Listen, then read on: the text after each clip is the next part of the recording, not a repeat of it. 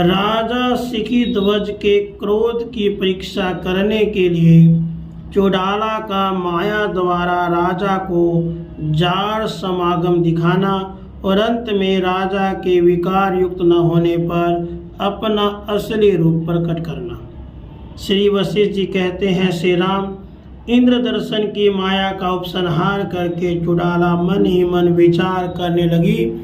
बड़े सौभाग्य की बात है जो विषय भोगों की लालसा इन नरेश के मन को आकृष्ट करने में समर्थ न हो सकी। इंद्र के आने पर भी ये निर्विकार शांत ही रहे।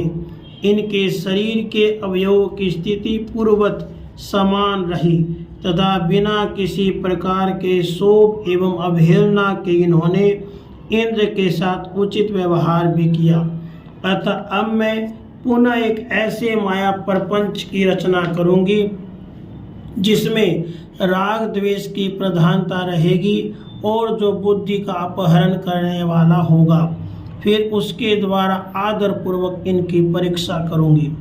ऐसा निश्चय करके रात्रि में चंद्रोदय होने पर उसने उस वन में सुंदरी मदनिका का रूप धारण कर लिया। उस समय जब राजा शिखीध्वज नदी के तट पर संध्या वंदन तथा जप क्रम में तत्पर होकर ध्यानस्थ थे, शीतल मंद सुगंध वायु बह रही थी, तब मदनिका काम मद से विह्वल हुई सी संतानक वृक्षों के एक लता कुंज में प्रविष्ट हुई। वह कुंज सघन पुष्प गुच्छों से सुशोभित था तथा वन देवियों के शुद्ध अंतःपुर सा प्रतीत होता था।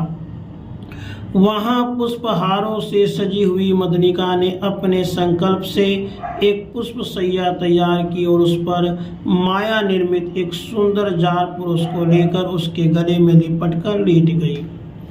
उधर जब कर्म समाप्त होने पर जब राजा शिखीध्वज उस स्थान से उठे और एक कुंज से दूसरे कुंज में मदनिका का अन्वेषण करने लगे, तब उन्हें उस लताग्रह में मदनिका दिख पड़ी।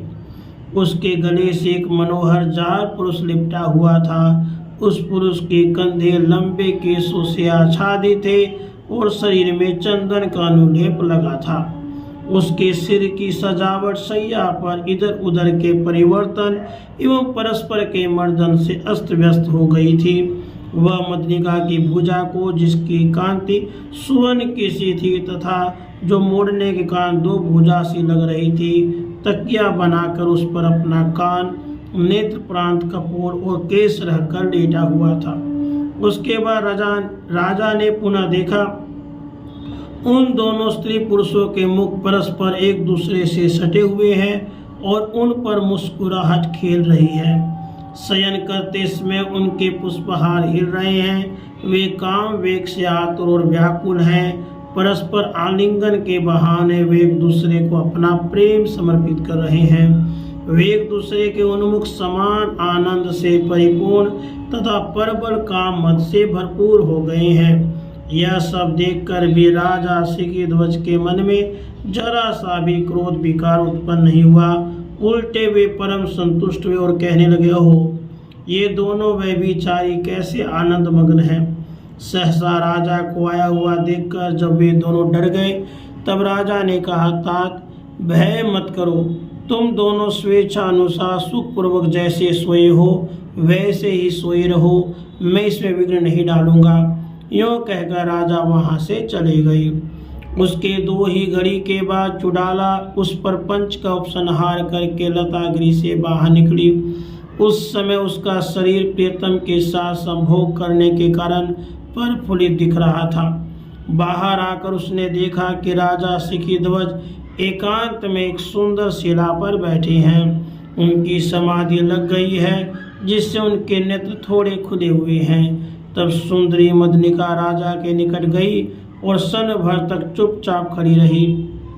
उस समय लज्जा के कारण उसका मुख झुका हुआ था और उसकी कांति मलिन हो गई थी तथा मन खिन्न था। क्षण भर के बाद जब राजा शिखीध्वज ध्यान से विरत हुए तब मदनिका को पास ही खड़ी देखा। उसे देखकर उनकी बुद्धि में जरा सा भी शोभ नहीं हुआ। वे उससे अत्यंत मधुर वाणी में कहने लगे, सुंदरी, क्या किसी ने शीघ्र ही तुम्हारे सुख में विघ्न डाल दिया? तुमने सुख का उपभोग तो किया है ना, इसमें लज्जित होने की क्या बात है, क्योंकि संसार में जितने प्राणी हैं वे सभी सुख के लिए ही तो प्रयत्न करते हैं। अतः तुम जाओ और पुनः अपनी प्रणय गर्भित चेष्टाओं से अपने उस प्रियतम को संतुष्ट करो।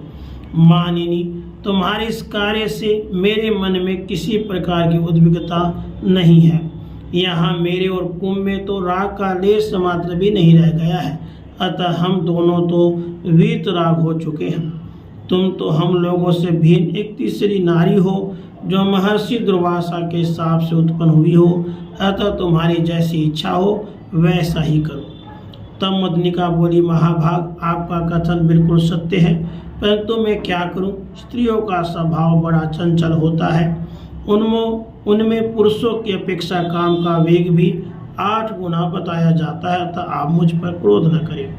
महाराज, जब आप संध्या वंदन तथा जप कर्म में रत हो गए, तब रात्रि के समय इस गहन कानन में उस कामी पुरुष ने मुझे पकड़ लिया। उस समय मैं दिन अबेला कर ही क्या सकती थी। राजन, स्त्रियों का ऐसा स्वभाव ही होता है कि वे अपने काम वे को रोक नहीं सकती। अतः प्राणनाथ, एक तो मैं अबला नारी, दूसरी नवयुवती और मूढ़ हूँ। इसी कारण मुझसे यह महान अपराध हो गया।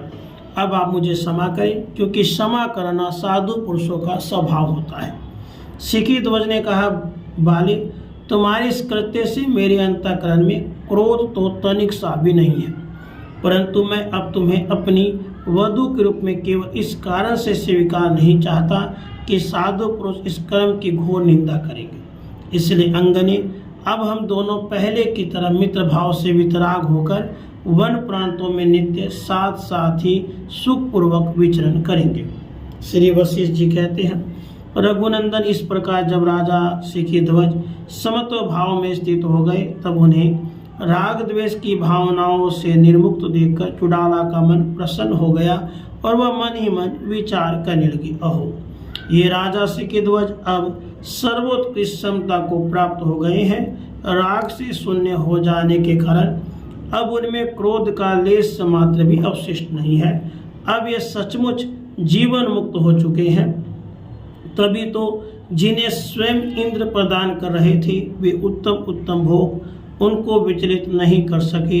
बड़ी बड़ी सिद्धियां, सुख दुख, आपत्ति और संपत्ति भी इन्हें अपनी ओर आकृष्ट करने में समर्थ न हो सके।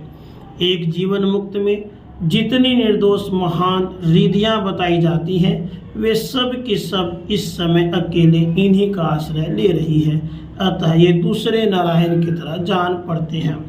इसलिए अब मैं इस कुंभ रूप का परित्याग करके चुड़ाला ही बन जाऊंगी और इन्हें अपने सारे वृत्तांत का स्मरण दिलाऊंगी।